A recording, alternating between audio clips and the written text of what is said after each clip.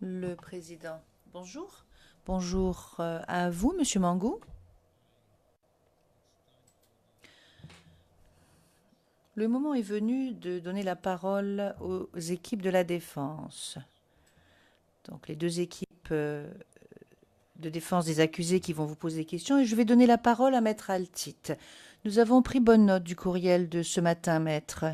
Donc si à un moment de la journée, dans la mesure du possible, bien sûr, si vous pouviez être, ou plutôt préciser votre pensée, je pense à la durée, euh, ce dont vous parlez dans votre courriel, ce serait très bien. Je peux d'ores et déjà vous dire que mardi prochain, il n'y aura pas d'audience. Donc si ce que vous envisagez va se passer, nous poursuivrons mercredi avec 384. D'accord? Vous avez la parole, Maître Altit.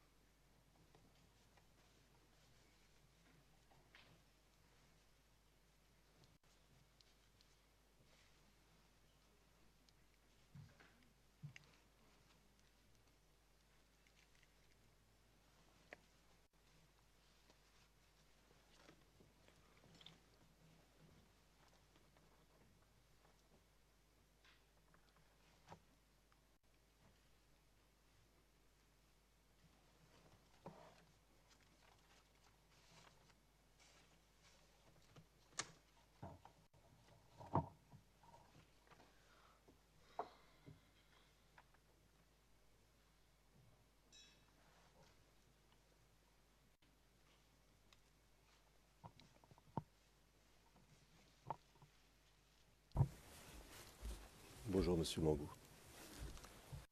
Bonjour, Monsieur le Président. Bonjour, Maître. Mon nom est Emmanuel Altit. Je suis l'avocat principal de Laurent Gbagbo. À mon tour, je vais vous poser des questions auxquelles je serai reconnaissant de répondre de manière précise et concise. D'accord? C'est bien compris, Maître.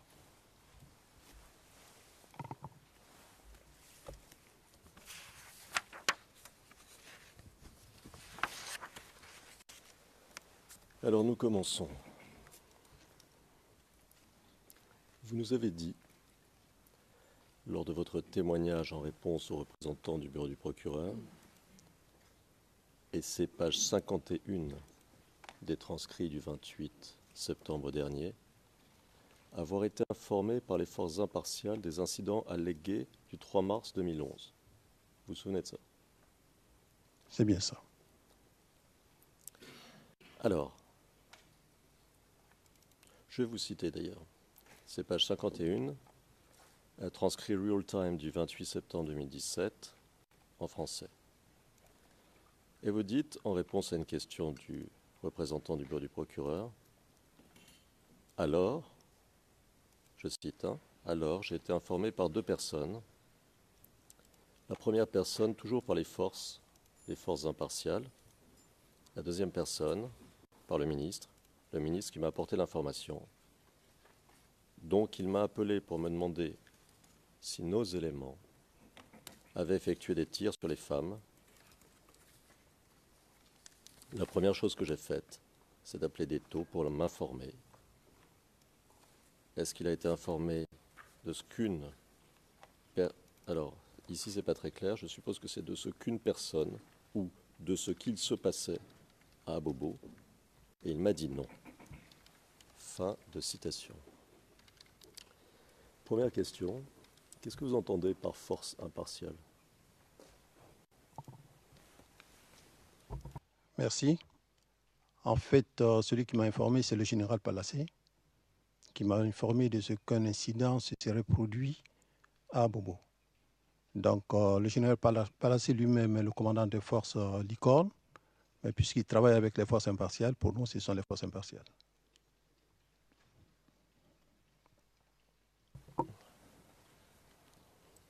Alors, vous me permettez de vous reposer la question parce que vous nous dites, si j'ai bien compris là, parce qu'il travaille avec les forces impartiales, pour nous, ce sont des forces impartiales. Donc vous parlez de licorne, c'est ça? C'est bien ça, Maître. En un mot, la force Licorne, c'est quoi? La force Licorne, c'est le détachement qui est venu et qui travaillait en collaboration avec l'ONUCI. Et c'est justement avec le commandant de cette force que nous faisions les réunions quadripartites. Mais c'est un détachement de quelle armée? L'armée française. D'accord.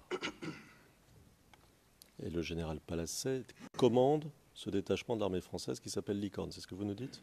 C'est bien ça. Il faut dire que l'Icône a connu plusieurs chefs, mais le dernier qui a œuvré à travailler avec nous dans le cadre quadripartite jusqu'à la fin de la crise post-électorale, c'est bien le général Palacet.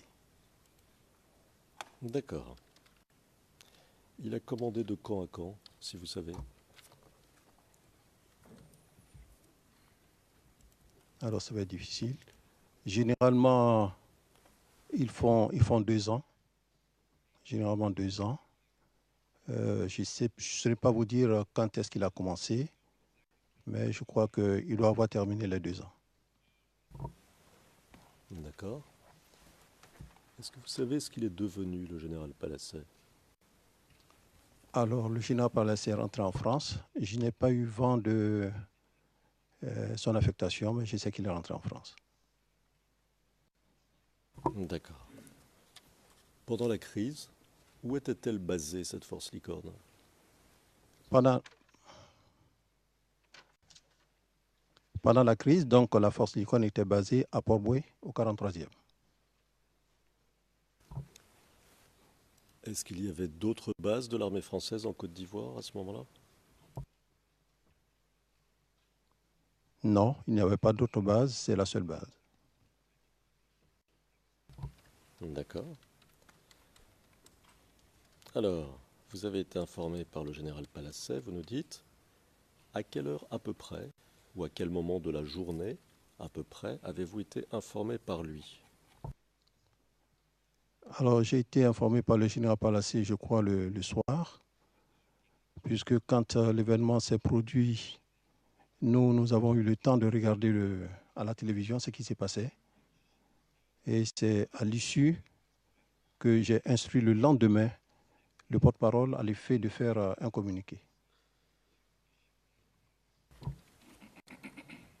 Alors, pour qu'on comprenne bien, donc vous rentrez chez vous, et à ce moment-là, vous apprenez la survenue de l'incident allégué par la télévision ou par Palacet?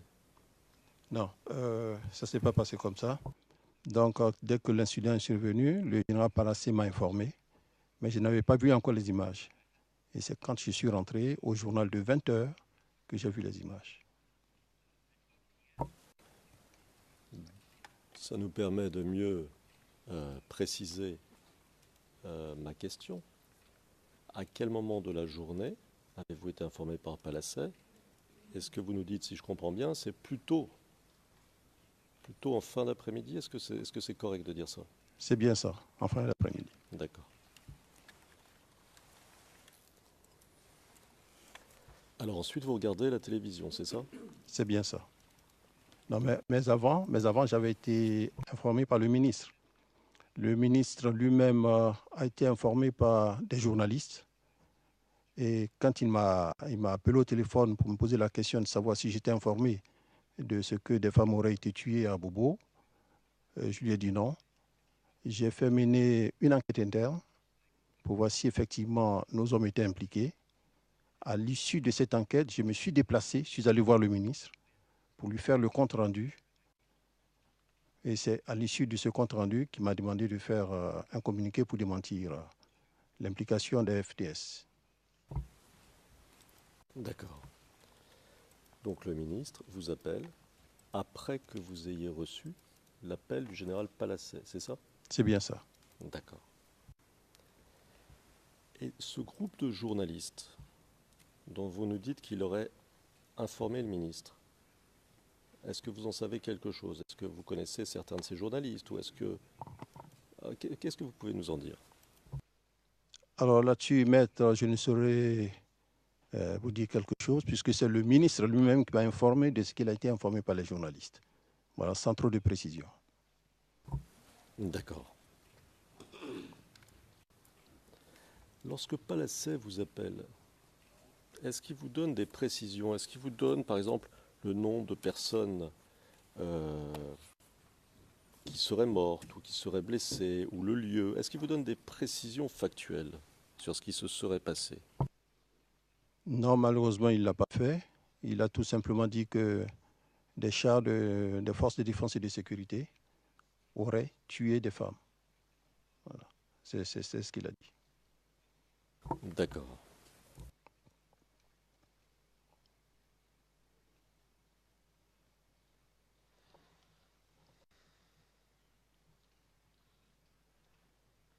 Dites-moi, à propos des forces impartiales, vous avez parlé de réunions quadripartites. Est-ce que vous pouvez nous en dire plus sur ces réunions? Qu'est-ce que c'était et depuis quand se tenaient-elles?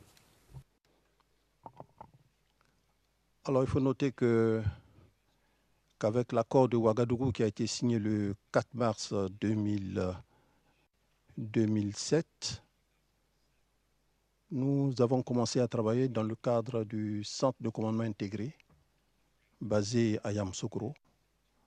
Et dans ce cadre, je vous le disais la dernière fois, nous avons reçu donc les missions du centre de commandement intégré. C'est par un décret qui a été signé par le président de la République. C'est le décret 2007-82 du 14 mars 2007. C'est dans ce cadre que les missions du centre de commandement intégré ont été définies. Et les 4 commandants des forces, c'est plutôt la réunion quadripartite, 4 commandants des forces, on se retrouvait donc au sein du centre de commandement intégré pour souvent faire le point des situations, voir les actions à mener. Quand il y avait des problèmes concernant les forces, on se retrouvait pour en discuter afin de trouver des solutions. Et même c'est avec ces forces-là que dans le cadre de la sécurisation du processus électoral, nous avons donc travaillé ensemble en faisant un plan conjoint des opérations pour faire la sécurisation. Donc souvent nous nous retrouvons soit au CCI à Yamoussoukro, soit à Sebrouko, soit au 43e BIMA. Une seule fois, nous avons délocalisé cette réunion dans un hôtel de la place que je ne voudrais pas citer, tout juste dans le cadre de cette réunion. C'était en gros la réunion des généraux commandant les forces.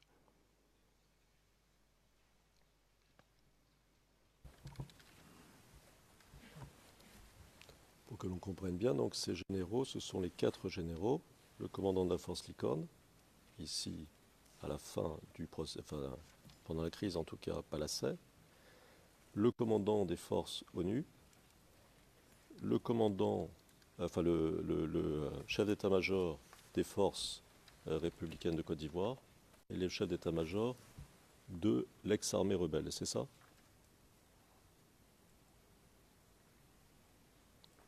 Le chef d'état-major des forces républicaines de Côte d'Ivoire et le chef d'état-major des forces armées nationales de Côte d'Ivoire. D'accord. Donc, c'est pour qu'on comprenne. Hein. Il n'y a c'est pas bien ça. de connotation particulière. Quand vous dites le chef d'état-major des forces armées de Côte d'Ivoire, c'est vous.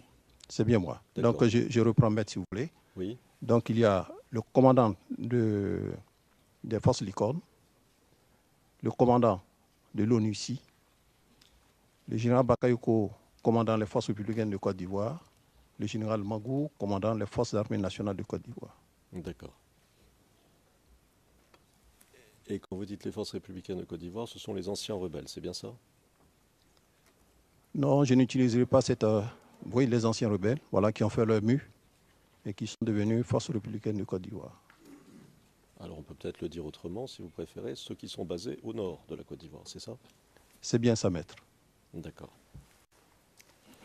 Alors, donc si je comprends bien, il y a eu des réunions réunissant ces quatre hautes personnalités militaires, ces 4 responsables militaires, régulièrement pour faire un point de la situation, et ceci depuis 2007, c'est ça? C'est bien ça, maître. Alors, était-il question de 2007 à la fin de la crise? Alors, permettez-moi de vous poser une question un peu complémentaire avant. Y a-t-il eu encore des réunions de ce type pendant la crise? Si vous pouvez être un peu plus explicite, parce qu'on a connu deux crises, la première de 2000 jusqu'à l'organisation du premier tour des élections, et puis la crise post-électorale. Je vais préciser ma question. Y a-t-il eu des réunions de ce type, c'est-à-dire réunissant les 4 chefs militaires ou 4 responsables militaires pendant la crise post-électorale, c'est-à-dire du premier tour des élections, disons, présidentielles de 2010 à avril 2011? Alors, comme je vous le soulignais, maître, c'est avec eux que nous avons travaillé dans le cadre donc, de la sécurisation du processus électoral.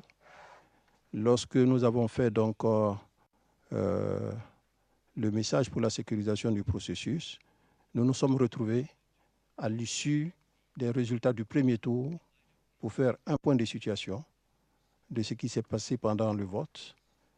Et puis, nous nous sommes retrouvés encore pour faire un autre message pour la sécurisation du deuxième tour.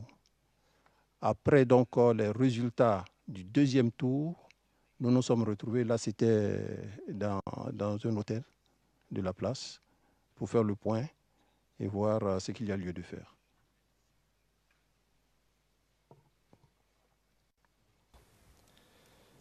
Alors, de 2007 à, disons, aux élections présidentielles de 2010, je suppose que à chaque fois que ces 4 responsables militaires se retrouvaient, c'était non seulement pour faire un point de la situation, mais aussi pour discuter d'éventuels incidents qui auraient pu avoir lieu, n'est-ce pas? Oui, effectivement. Les réunions que nous avions étaient plutôt axées sur le problème de désarmement, parce qu'il fut un temps où on devait aller à la paix. Il s'agissait donc de faire le regroupement des forces. Le regroupement des forces afin de procéder au désarmement. Il s'agissait aussi de voir dans quelle mesure on allait désarmer tout ce qui était en armes, parce que l'objectif premier, c'était de débarrasser la Côte d'Ivoire d'armes. Donc, c'est ce genre de réunion que nous avons eu. Et puis, bon, la dernière, effectivement, on a aussi parlé des problèmes de circulation des forces impartiales, parce qu'il fut un temps où les forces impartiales étaient arrêtées par les jeunes patriotes. Donc, ils ont posé le problème. Et voici ces genres de problèmes dont nous débattons en nos réunions. Mais effectivement, nous avons aussi parlé souvent d'incidents.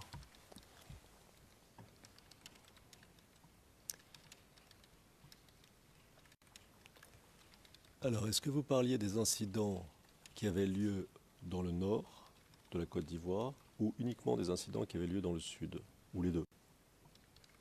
Non, quand il y avait, maître, un incident quelque part, ben on en parlait. On en parlait. Que ce soit au nord ou au sud, on en parlait. D'accord.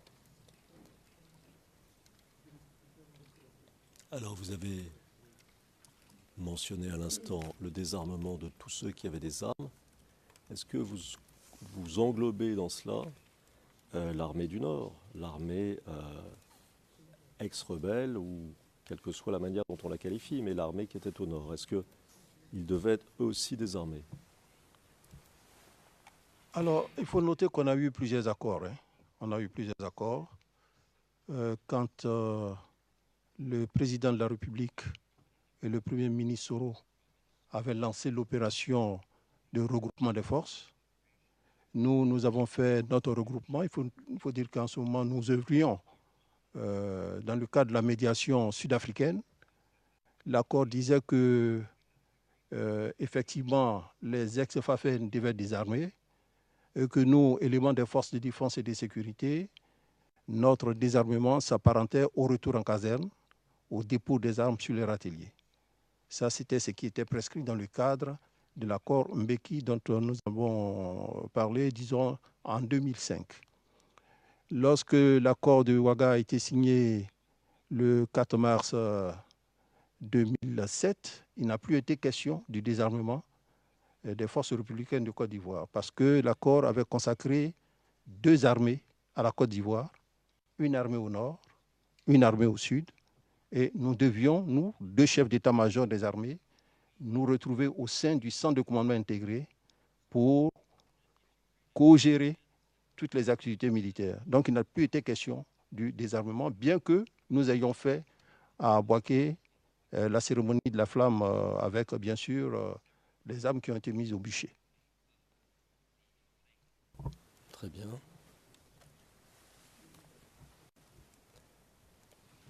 Alors, vous nous avez tout à l'heure expliqué comment vous aviez été informé des incidents allégués du 3 mars.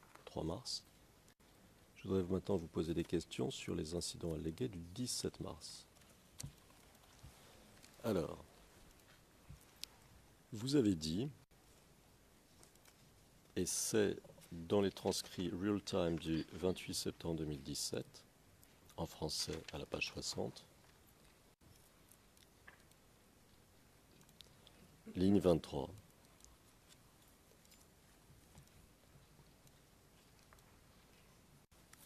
Alors c'est le général, je cite, alors c'est le général Palasset qui m'a informé, et là il m'a dit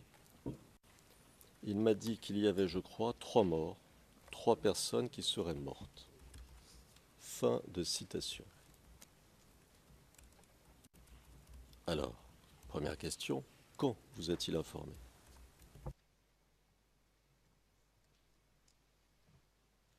Alors là, l'information, je crois que je l'ai reçue en fin de journée. En fin de journée. Et là, il a précisé le nombre de victimes. Il a dit qu'il y avait des obus qui avaient été tirés sur le marché et que cela aurait occasionné 3 morts. Est-ce qu'il vous a demandé si vous le saviez ou est-ce qu'il vous a simplement appelé pour vous dire voilà, il s'est passé ça? Non, il ne m'a pas demandé si je le savais, il m'a simplement appelé pour me dire voici ce qui s'est produit au marché. D'accord. Est-ce qu'il vous a dit comment il le savait? Non, il ne me l'a pas dit. Et il était sûr de ces informations? Il était sûr de ces informations puisqu'il a défini le nombre de victimes.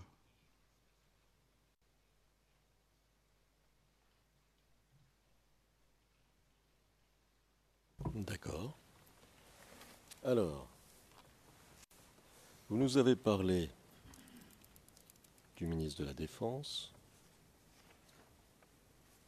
Est-ce que c'est le même processus que pour l'incident précédent? Est-ce que le ministre de la Défense vous appelle après que vous ayez reçu l'appel du général Palasset? Exactement le même processus. Donc, nous apprenons tous deux l'information par des voies différentes. Le ministre, c'est toujours les journalistes qui l'informent aussi. Donc, il m'informe. Et puis, c'est le même processus. Je fais mener une enquête interne. Quand ces genres d'incidents se produisent, la première des choses, c'est de demander aux troupes qui sont sur le terrain ce qui s'est passé, mais surtout au commandant de force de nous faire le compte-rendu de la situation. Donc, la réponse était négative. Et je suis remonté donc au ministre pour lui dire que nous n'étions pas concernés. La réponse était négative. Vous voulez dire que après cette enquête dont vous nous parlez, rien ne laissait entendre que les FDS auraient été impliqués. Est-ce que c'est ça que vous voulez dire? C'est bien ça. Mais surtout qu'il nous avait précisé que ce jour-là, les FDS n'ont pas été attaqués. Voilà. Pour qu'ils puissent se riposter, pour qu'ils puissent avoir des effets collatéraux de ce genre. D'accord. Sur ce groupe de journalistes, pas plus d'informations que tout à l'heure? Pas plus d'informations. D'accord.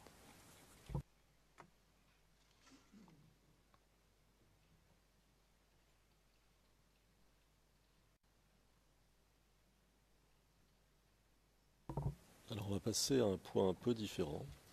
Vous nous avez dit, en expliquant un peu le dispositif général de mise en place de l'armée, et c'était le premier jour, si vous vous en souvenez, ce sont les transcrits français édités du 25 septembre 2017,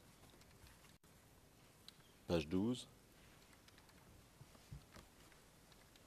ligne 24 à ligne 28, et page 13, ligne 1.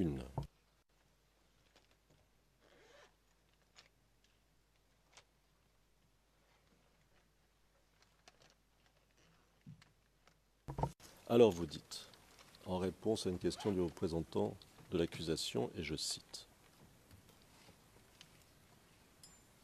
Alors, lors de la crise post-électorale, on avait deux grandes entités. Les unités qui étaient sur le théâtre des opérations, dont le commandant du théâtre était le capitaine de vaisseau-major Conan Boniface, les unités qui avaient été formées et déployées dans tout Abidjan,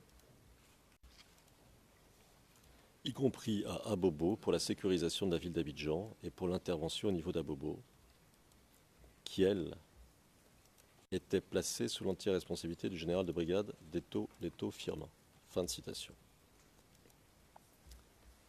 Donc, pour que ce soit bien clair, les unités hors d'Abidjan sont commandées par le commandant Boniface et les unités à Abidjan sont commandées par le général Deto Leto. Est-ce que c'est ça? C'est bien ça, maître. Alors, à propos des unités qui étaient en dehors d'Abidjan, nous savons, parce que c'est au dossier, que, alors, les rebelles, ou vous les appelez comme vous voulez, mais les troupes qui étaient au nord ont traversé la frontière entre les deux zones du pays en mars 2011 et sont allées vers le sud du pays en mars 2011. Est-ce que vous confirmez qu'il y a eu une offensive en mars 2011 des troupes du nord vers le sud? Je confirme. Cette offensive a... Just don't. Le président, ne commencez pas à parler trop vite. Marquez une pause avant de répondre, sinon les interprètes auront de la difficulté à vous suivre. Merci. Veuillez poursuivre.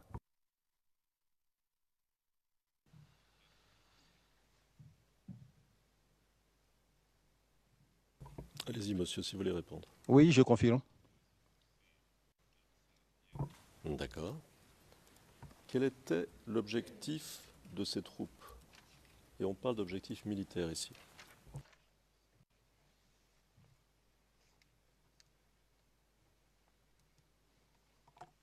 Alors, cette offensive a eu lieu à partir du... Disons, ça a commencé le 28. Le 28 mars 2011. L'objectif de ces troupes, c'était une offensive sur Abidjan. D'accord. Et quel était leur but en allant à Abidjan?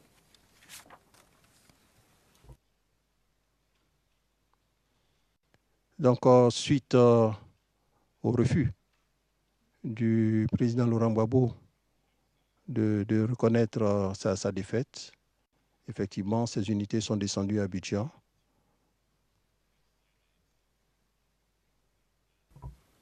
Pour faire quoi, monsieur?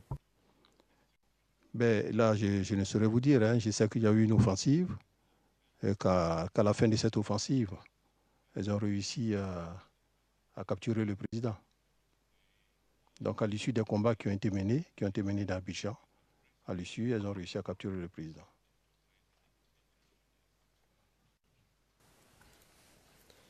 Alors, on parle d'une offensive du nord vers le sud.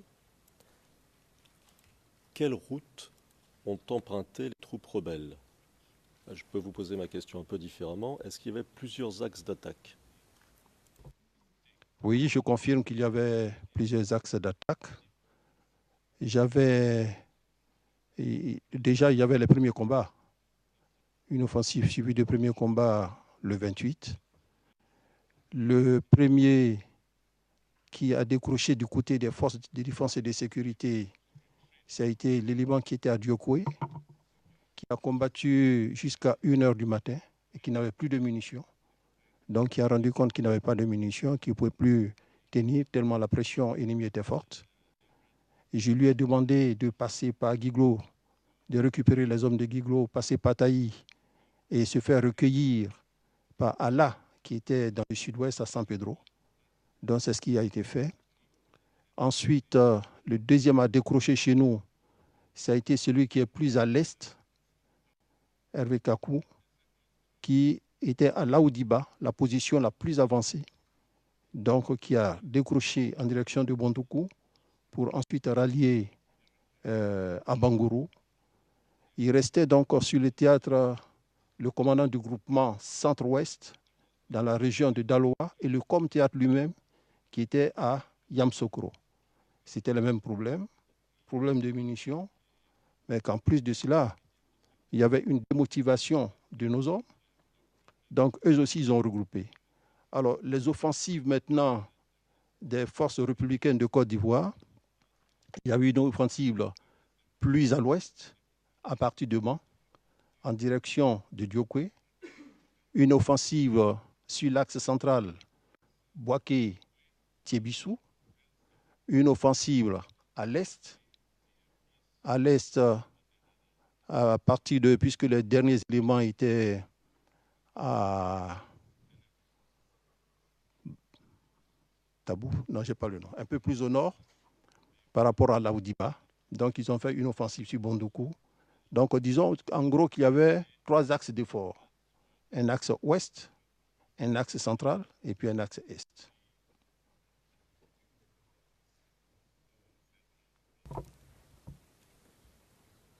Sur l'axe central, je suppose qu'il y avait plusieurs routes empruntées par les armées venues du nord et dont vous nous avez dit que le but était Abidjan, n'est-ce pas? C'est bien ça. Donc, est-ce que vous pouvez nous dire quelles étaient ces différentes routes? Par exemple, la route, je ne sais pas moi, qui part de tel endroit pour aller à Abidjan, puis à côté, il y avait la route de tel endroit, etc. Et nous dire qui commandait sur chacune de ces routes. Quel commandant, ex-rebelle, des forces du Nord, si vous voulez, commandait sur chacune de ces routes?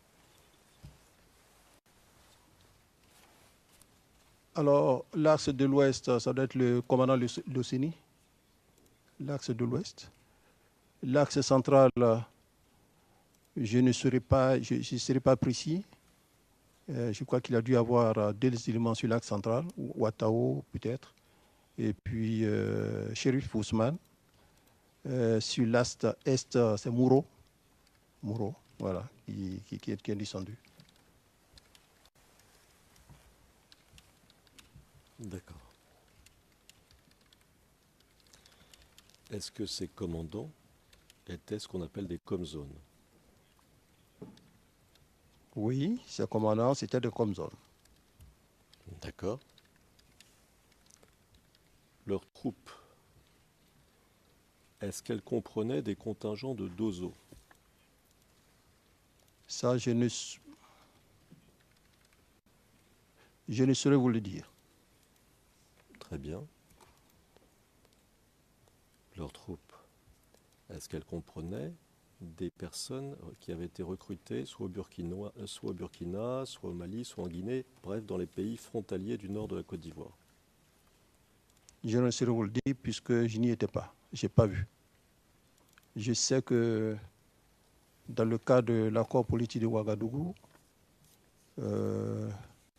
il y a eu un recrutement et des visites qui ont été organisées par le ministère de la Défense.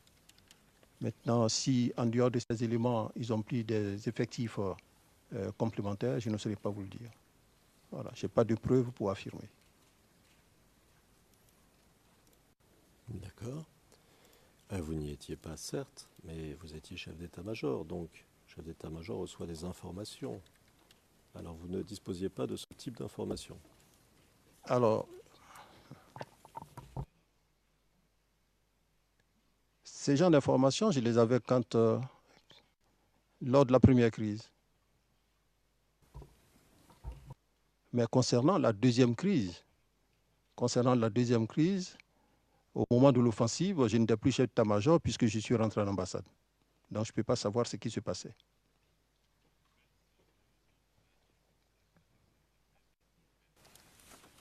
D'accord. Alors j'aimerais vous montrer un document dont les références sont les suivantes. CIV OTP 0071 05 94. Alors nous vous laissons la main.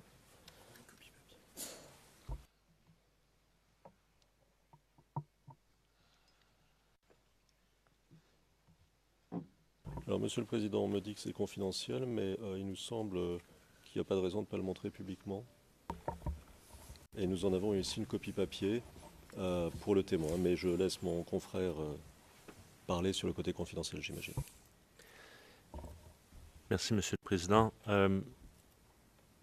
S'il était possible d'avoir l'onglet pour qu'on puisse vérifier dans un premier temps, car la liste totale,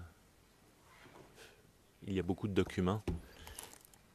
Et deuxièmement, Monsieur le Président, c'est juste une remarque pour qu'on se situe dans le temps. Je comprends qu'on parlait du mois de mars, mais le témoin dit le 28. Il n'a sans préciser le mois que nous présumons était mars, mais s'il était possible de le confirmer pour éviter toute confusion au transcrit. Je vous remercie. Et on regarde le document à l'instant.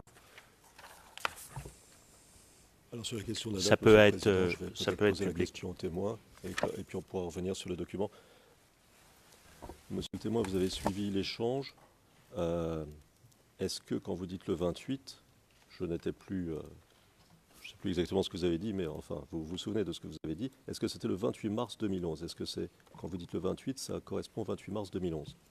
C'est bien ce que j'ai dit, maître. Il s'agit bien du 28 mars 2011. Et on parlait aussi de l'offensive, et cette offensive a lieu à partir du 30 mars 2011. Merci. Alors l'onglet, c'est 784. Now we have the issue of the document. Le Président, il y a la question du document. Monsieur MacDonald, oui, il peut être diffusé en public. Le Président, très bien. Donc, diffusons-le en public. Merci, Monsieur le Président. Alors nous avons une version papier pour le témoin. Ce serait peut-être plus facile.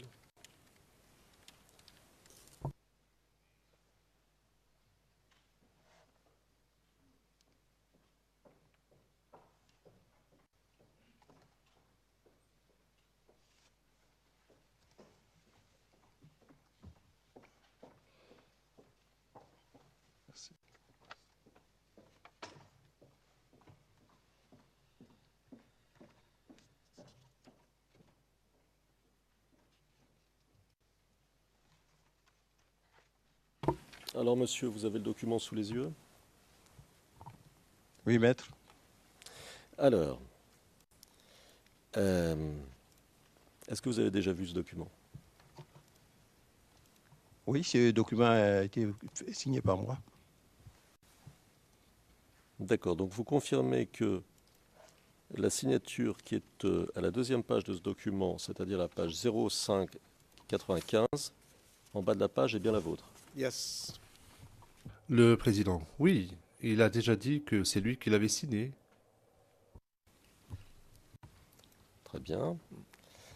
Alors, si on remonte sur la page, on voit qu'il s'agit d'un message qui émane du SEMA et qui est adressé à Minidef. Alors Minidef, vous nous confirmez que c'est quoi? Minidef, c'est le ministère de la Défense. Merci. Ministry of Defense. We Alors, have by now learned. Le Président, nous savons maintenant ce que signifie MINDEF. après le mot info, est-ce que vous pouvez nous dire rapidement ce que sont ces acronymes? Ou ce qu'ils recouvrent plutôt? Alors, après le mot info, on a le co-suivant, le commandant supérieur de la gendarmerie nationale, le DGPN, le directeur général de la police nationale, le COMAR, le commandant de la marine nationale, le COMER, le commandant des forces aériennes, le SECOS, le commandement du centre des opérations, le COMTER, le commandement des forces terrestres, le COMThéâtre, le commandement du théâtre des opérations. D'accord. Alors, pour ce qui concerne la date, elle semble être celle du 14 janvier 2011. Vous confirmez? C'est bien ça, 14 janvier 2011. D'accord. Alors, le message indique, et je cite, des volontaires. Je me tourne vers les interprètes pour savoir si tout va bien. OK. Je cite. Maître Altit, Le Président, Maître Altit, est-ce que vous pouvez partir du principe que tous les acronymes sont bien connus de tous, notamment de la Chambre, pour ne pas avoir à poser des questions évidentes. Nous connaissons tous ces acronymes. Cela fait 2 ans que nous sommes en procès maintenant. Merci. Et il est possible, le témoin est ici, il lui est possible de nous dire on voulait que ça parte à tel destinataire, c'est pas parti pour telle raison. Non mais je veux dire, on essaie d'obtenir des informations ici concrètes et matérielles sur ce qui s'est passé, sur les messages. No. We Le président, non. Nous sommes capables de lire, nous pouvons interpréter les acronymes, nous savons qui sont les destinataires, donc ces questions ne seront pas autorisées. Voilà, je vous l'indique à titre de référence.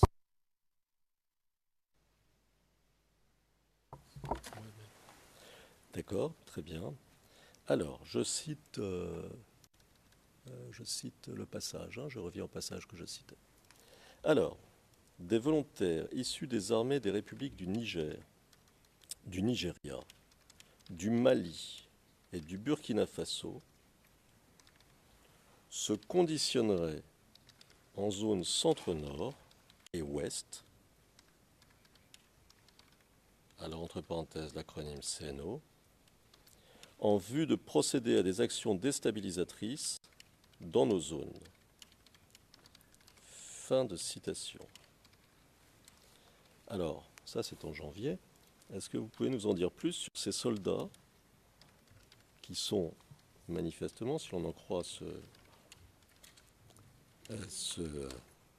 cet échange, venus originaires d'armées de pays frontaliers, qui sont des soldats qui viennent des armées des républiques du Niger, du Nigeria, du Mali et du Burkina Faso, et qui seraient venus aider l'ex-armée rebelle, c'est-à-dire l'armée du Nord. Est-ce que vous pouvez nous en dire plus? Diamètre, alors si vous remarquez bien, c'est un bulletin de renseignement. Nous n'affirmons pas la présence effective de ces soldats. Et ici, nous employons le conditionnel.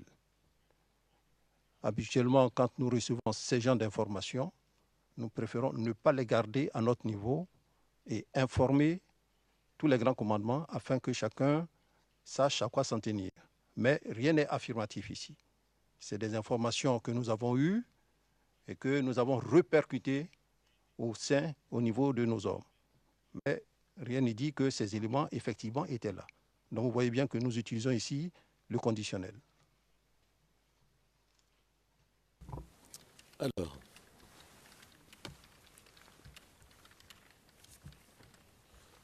cette information, elle vient de qui? Dans le domaine tactique, toute information est bonne à prendre. Ça peut être la population civile qui remonte de Bouaké, qui a vu certaines choses qui viennent porter à notre connaissance. Ça peut être nos officiers de renseignement que nous projetons sur le terrain, qui nous donnent ces informations. Souvent, quand nous les recoupons, c'est vrai. Souvent, ce n'est pas vrai. Donc ici, nous n'avons pas été affirmatifs. Nous disons, c'est vrai. Et encore en janvier, il y avait une folle rumeur qui courait à Abidjan pour dire que les Koumogs allaient venir enlever le président Laurent Gbagbo du pouvoir. Donc ça courait les rues. Et l'information qu'on reçoit, c'est ça. Mais nous n'avons pas vérifié par nous-mêmes l'effectivité de leur présence sur le terrain. D'accord.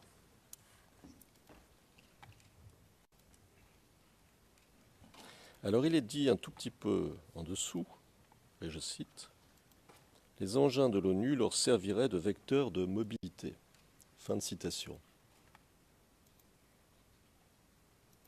Alors, est-ce que vous pouvez nous en dire plus? Est-ce que, à votre connaissance, des engins de l'ONU ont été utilisés, à un moment ou à un autre, par des troupes ex-rebelles venues du Nord?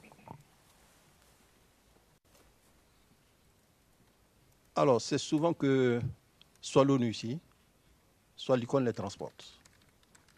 Parce que quand nous avons des réunions sur de grandes distances qui nécessitent un déplacement, par exemple en hélico, ils sont transportés. Mais quelquefois, nous-mêmes, nous avons surpris à bord de ces engins. Voilà, nous avons surpris à bord de ces engins. Mais ce n'est pas par pardon, c'est pas par unité constituée. Ce qu'on découvre, c'est 1, 2, 3 personnes, mais ce n'est pas des unités constituées qui embarquent. Mais nous avons constaté que ces personnes, quelquefois, étaient transportées dans les véhicules de l'ONU. D'accord. Alors, ce que je voudrais ajouter aussi, il y a le constat souvent fait par la population. Vous savez que l'armée française, surtout les troupes françaises, sont quelquefois constituées de blancs et de noirs, qui sont d'origine, qui sont français d'origine. Donc souvent, quand on les voit aussi, ben, la population dit, ben voilà, qu'on transporte les les forces républicaines de Côte d'Ivoire, alors que bon, c'est quelquefois des militaires français. Voilà. Donc la race fait que souvent on les attribue aux forces républicaines de Côte d'Ivoire. D'accord. Alors, ce que vous nous dites, c'est que vous ne saviez pas exactement, enfin vous n'aviez pas les moyens de vérifier l'information qu'on a discutée à l'instant, mais est-ce que vous étiez en position, à l'époque, de savoir s'il existait ou pas des préparatifs militaires, j'entends, préparatifs militaires dans la zone du Nord pour préparer une offensive éventuelle vers le Sud?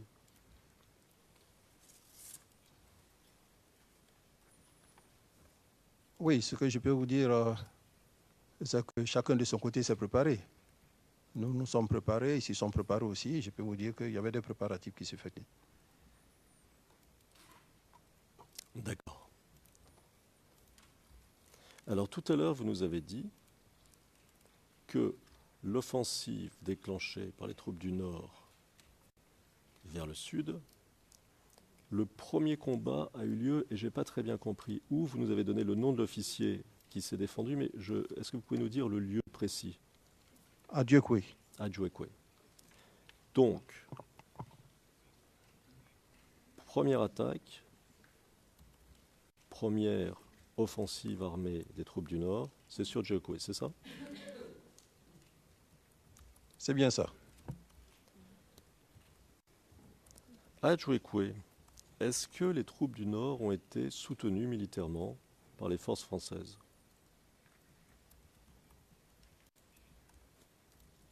Il me serait difficile de vous le dire. Voilà. Je vous ai dit que je n'avais pas plus d'informations au-delà de nos éléments, donc je ne peux pas vous dire s'ils ont été soutenus. D'accord. Avez-vous eu, pendant cette offensive qui part du nord vers le sud, c'est-à-dire vers Abidjan, avez-vous eu des informations selon lesquelles, par exemple, des hélicoptères de combat français appuyaient des attaques des forces du Nord? Je n'ai pas cette information. Une attaque d'hélico, ça ne se cache pas, ça se sent sur le terrain. Je n'ai pas cette information. Le Com-Théâtre ne m'a pas fait un compte-rendu allant dans ce sens. D'accord. Alors, vous nous avez dit que l'officier dont vous nous parliez s'était défendu, mais qu'il avait été obligé de se replier, faute de munitions, c'est ça? C'est bien ça. Est-ce que vous avez ordonné, alors on va passer axe par axe, aux troupes qui étaient positionnées sur l'axe ouest, aux troupes qui étaient positionnées sur les axes centraux et aux troupes positionnées sur l'axe est, est-ce que vous leur avez ordonné de se replier, puisque si je comprends ce que vous nous dites, elles n'étaient pas en position, par manque de munitions ou autre, elles n'étaient pas en position de se défendre. Est-ce que c'est ça? C'est bien ça, maître. L'ordre de repli a été donné par moi. L'ordre de repli pour toutes les troupes hors d'Abidjan qui étaient sur les axes d'attaque des rebelles, c'est ça? Pour toutes les troupes. C'est bien ça. D'accord. Donc en fait, à part les premiers combats que vous nous avez cités, il n'y a pas eu beaucoup de combats entre la frontière entre la zone nord et la zone sud et Abidjan. Est-ce que c'est ça? C'est bien ça. D'accord. Les troupes du nord qui avancent donc sans véritable combat, est-ce qu'elles se livrent à votre connaissance à des exactions contre la population?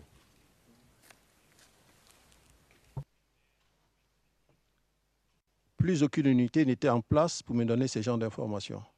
Généralement, les informations, nous les avons par le biais de nos commandants qui étaient sur place, qui nous disaient ce que faisait l'ennemi. Mais dès l'instant où ils ont décroché, on n'avait plus la possibilité d'avoir ce genre d'informations. D'accord.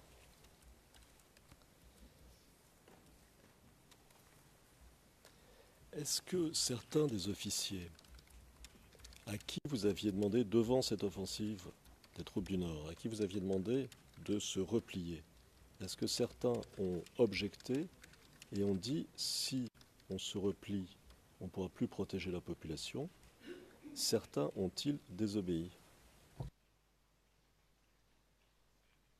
De tout ce qui était sur la ligne de front, personne n'a désobéi. Tous ont replié. Le dernier que j'ai entendu, c'était le Com-Théâtre. Il est arrivé à Abidjan aux environs de 21h30. Quand il est arrivé, il m'a rendu compte de son arrivée.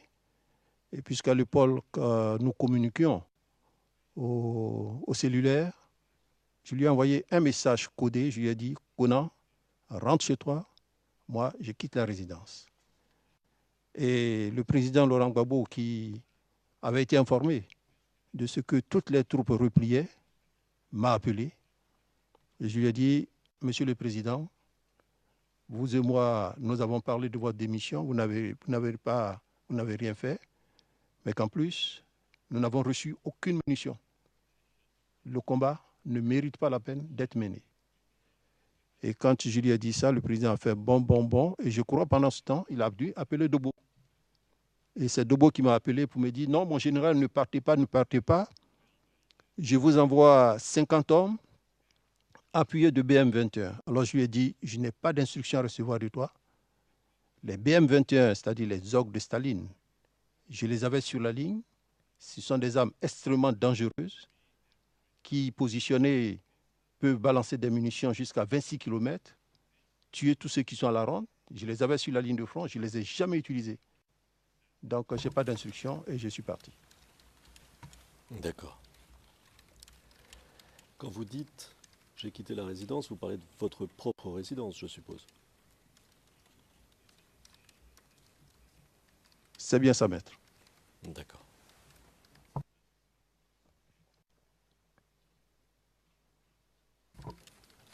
Est-ce que vous pouvez nous en dire un peu plus sur l'armement dont disposaient les rebelles dans leur offensive du nord au sud? Pardon, les rebelles.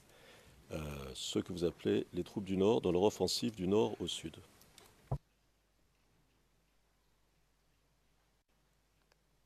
Alors, généralement, comme nous avions l'habitude de faire des réunions quadripartites avec eux, que nous nous déplaçons si souvent à Boaké, je sais qu'ils ont des bitubes, ils ont des kalash, ils ont des RPG, ils ont des grenades.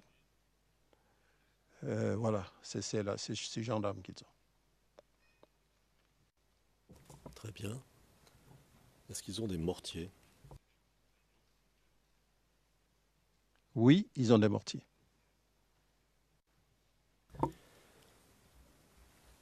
Avez-vous obtenu des informations sur la façon dont ces troupes du Nord avaient obtenu cet armement malgré l'embargo?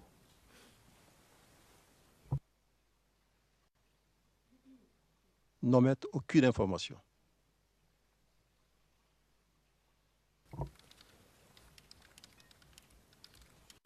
Avez-vous obtenu des informations sur une présence active de membres des services spéciaux français en zone nord pendant toute l'année 2010 et au début de l'année 2011?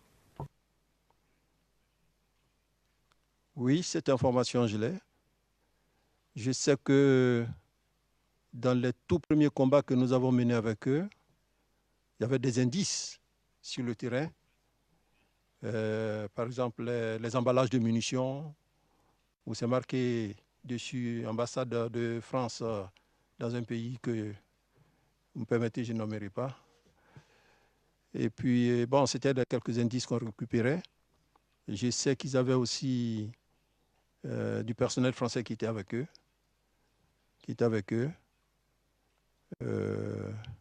Voilà tout ce que je sais. Voilà. Très bien. Monsieur le Président, si vous permettez, je souhaiterais passer très rapidement à huis clos.